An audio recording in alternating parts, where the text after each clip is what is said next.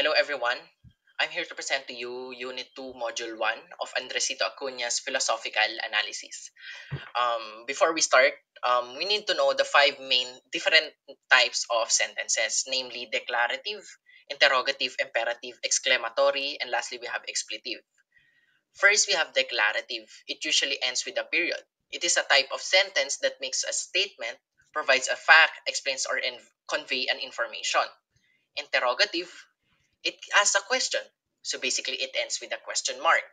Imperative, this type of sentences gives a command or makes a request. Exclamatory, it expresses a strong feeling, and with that, it ends with an exclamation mark. Lastly, we have expletive, a sentence that starts with it is, it was, there are, there were, plus the relative pronoun. Now that we know the five main types of sentence, we will proceed to the main topic. Asserting a knowledge claim. A knowledge claim is made when someone uses a declarative statement to state or deny something. These are called propositions or statements. A declarative statement can be either true or false. Other types of statements, such as interrogative, imperative, exclamatory, and expletive statements, does not have any truth value since they do not assert anything. So a great example for this is the phrase shut the door. Since it's a request to do something, that it is an imperative statement, and therefore it cannot be true nor false. Remember, in order for us to determine if the sentence has knowledge claim, we must identify first if the sentence is declarative. And if it's not declarative sentence, therefore there are no truth values. A sentence and a statement are different, since a sentence is made up of words, and a statement, which is the bearer of knowledge claims, is made of concepts. And an argument is a group of statements that can be true or false. As covered and discussed by our Prof. Kalika, different words can express the same concept, such as the concept of one, isa, uno, or ein in different languages. Similarly, different sentences in the same or different language can express the same knowledge claim. Remember, the use of declarative sentences to assert knowledge highlights the age-old philosophical issue of the relationship between the language and the world. Sentence versus statement. A sentence is not itself true or false. Rather, it is the statement or proposition, as mentioned a while ago, it expresses that can be true or false. Statements are constructs that don't physically exist but are tools to analyze truth values. And take note, a single sentence may contain multiple knowledge claims, also known as compound statements, and they must be analyzed individually to determine their truth values. Now let's move on to determining the truth values. We have a sample phrase here wherein it's the cat is on the mat. Um, for instance, the cat is on the mat. If there is a cat and a mat, and if the cat is on the mat, therefore the statement is true. But if there is a cat and a mat, but the cat is not on the mat, therefore the statement is false. And lastly, if there is no cat and there is no mat, you have failed to create a knowledge claim. Now remember, the truth depends on non-verbal reality or the actual state of affairs in the world. Now, there are main principles of the analysis of truth values, even called laws of thought by Aristotle. First, we have principle of identity. It simply means that if it is true, then it is true. If it's false, then it is false. Truth value of statement is stable over time, unless the meaning of words change. Here we have an example. All bachelors are unmarried males. It remains true as long as the definition of bachelor is kept. Second, we have the principle of non-contradiction. Um, it states here that statements cannot be both true and false at the same time and in the same respect. If we claim the blackboard is green, then the contradictory statement is the blackboard is not green. If one is true, then the other is always false. Another example that we have is an inconsistent statement, wherein both statements can be false, but both cannot be true. The blackboard is green and the blackboard is yellow. Both could be false. If the board is black, but only one can be true at the same time, since the board cannot be both yellow and green. And last, for the laws of thought, we have principle of excluded middle. Builds on non-contradiction. States that every proposition can only be true or false with no middle ground. Important in formal logic, but not all systems accept it. Multi-valued logics and probability-based reasonings like statistics may not follow this principle. Hello and welcome to the next part of our presentation. Module 3. Module 3 is called Display Text. And just to introduce it to you, around 5 decades ago, maraming philosophers ang nagde-debate kung gaano karami yung types of knowledge claims. Mayroong mga naniniwala sa empiricism or they are called empiricists, may mga rationalists, and may mga relativists. And meron din naniniwala na ethical and spiritual truths are also knowledge even though they can't be measured. So now mag-focus tayo sa one of the more mainstream or easy to understand for me, which is logical positivism. Ginawa ito noong 1930s ni Mort Schlick, which is a German philosopher, and nakabase siya sa epistemology of David Hume na ginawa niya noong 1700s. Sinasabi nito na merong two sources of knowledge, mainly formal and empirical. So, let's get into formal. Formal knowledge, also known as analytic knowledge, is is basically reasoned knowledge. Siya is based on your reasoning or the faculty of your reason, and it is intuitively and demonstratively certain kasi ginagamit siya in logic, mathematics, algebra, and etc. Kasi it should yung ginagawa mo dito to verify its truth is to it has to be consistent with the system to be called truthful in a analytic way, which is another term for formal knowledge. And kung hindi siya consistent with the system, if you say a circle is a shape with four sides, then you're not consistent with a system because makita mo na yung circle is wala siyang four sides and a square is what has four sides. So if you say a square has four sides, it's consistent with the system and it is shown to be true and you can verify its truthfulness based on formal knowledge. And yung tawag nga dun sa way of pag-verify is the coherence theory of truth. In math, they are also called well-formed formulas or WFFs. And usually tawag din silang tautologies. A tautology is a statement that is always true based sa structure niya, sa logical structure niya. And hindi mo siya madedenay na hindi maging inconsistent yung reality mo. So, introduction pa lang yan. We'll get deeper into it later. Now, let's get into empirical knowledge. If yung formal knowledge, based siya sa reasoning mo, sa mind mo, yan, based siya sa senses mo. So, basically, yung dalawa is, one is of the mind and one is of the heart. So, yun nga, it's to cover the heart and the faculty of reason, ay the faculty of sense. Nakabase siya sa observations and experiences mo. And kung yung kanina has to be consistent with the system to verify it, ngayon it has to be shown in reality. Like dapat na-observe mo siya and dapat na naka-fit siya sa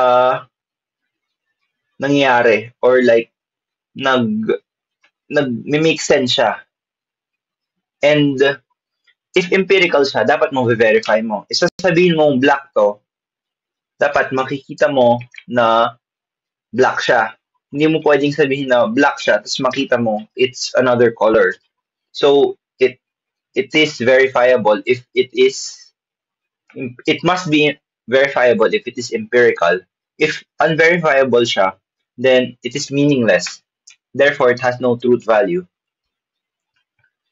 So if yung formal knowledge is used for math, logic, etc., empirical knowledge naman is used for natural and social sciences. And even though na yung logical positivism, hindi na siya ganong nagagamit sa modern philosophy, its distinction, it's yung pag-distinguish mo ng formal and empirical knowledge is still used in sciences nga such as biology, social sciences, and logic. Kaya nga nagiging influential pa rin yung logical positivism natin sa society ngayon. Now, if you create a formal or an empirical statement, then you will tackle these things naman.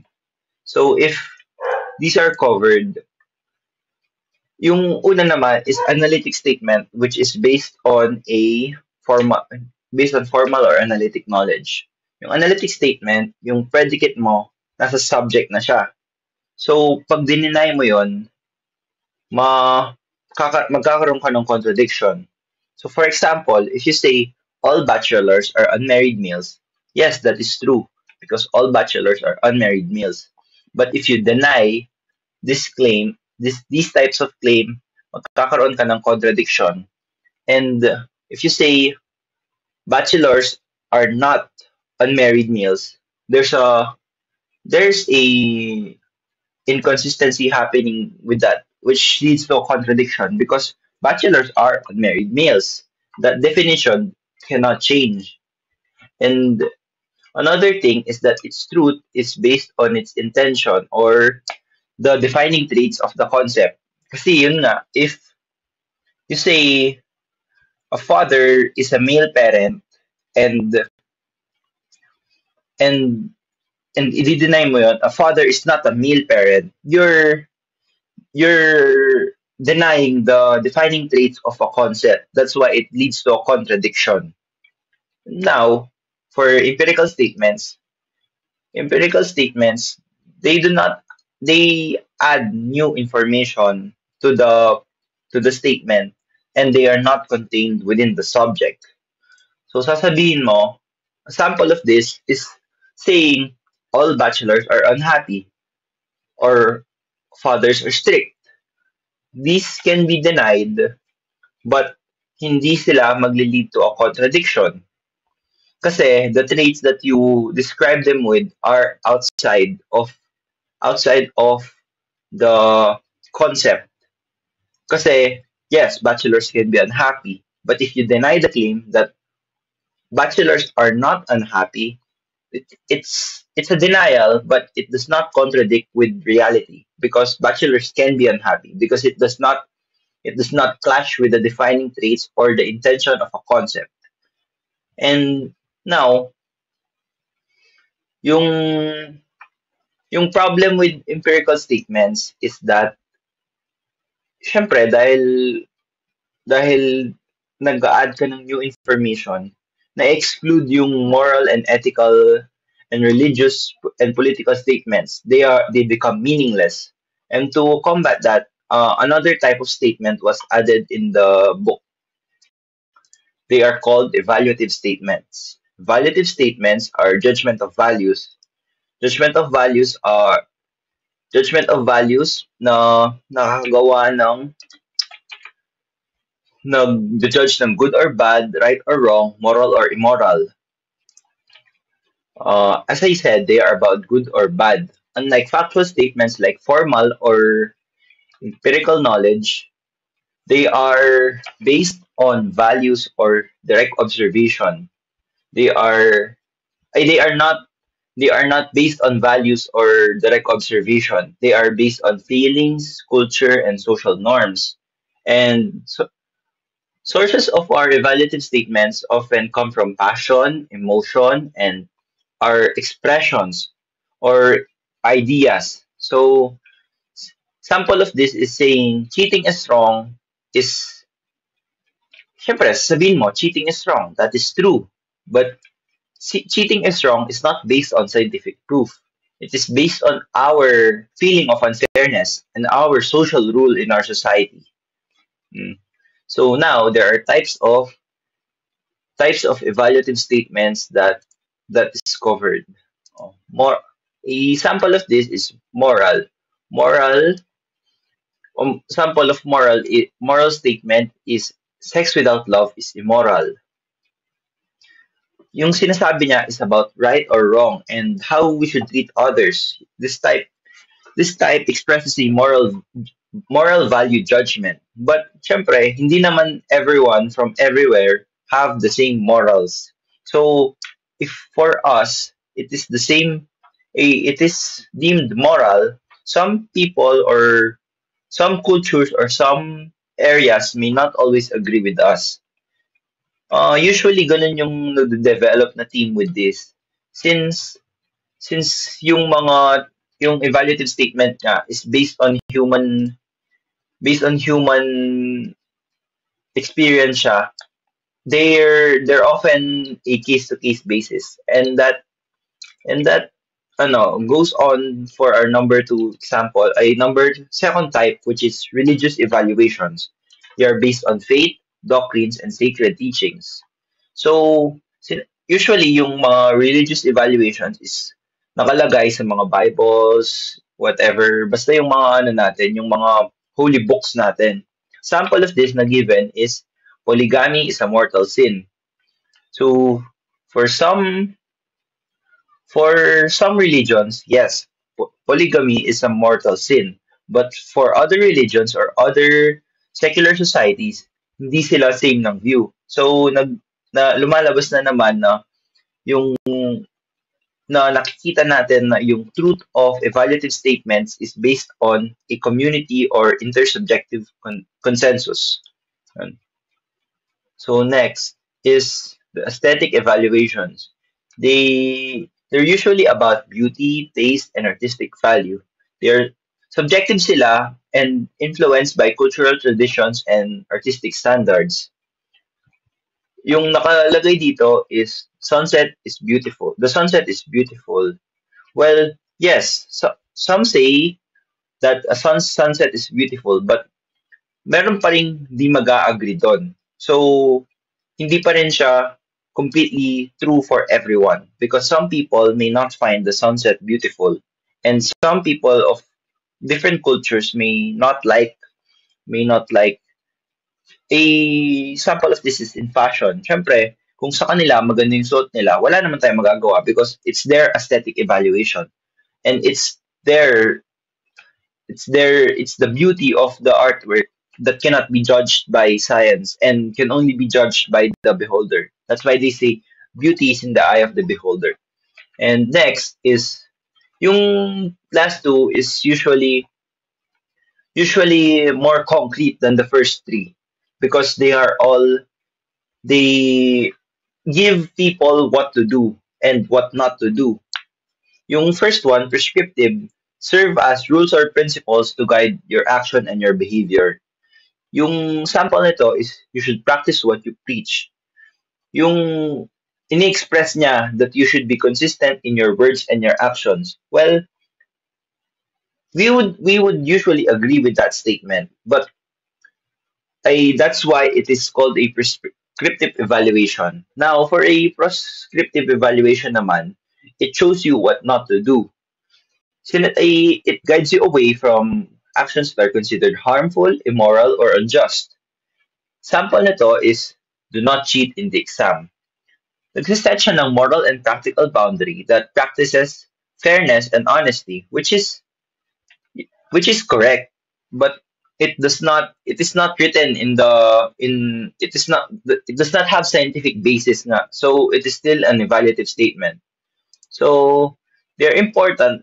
Yung mga evaluative statements, importante sila to help us understand ethics, morality, religion, and art. And it gives people meaning beyond our lives, beyond our facts.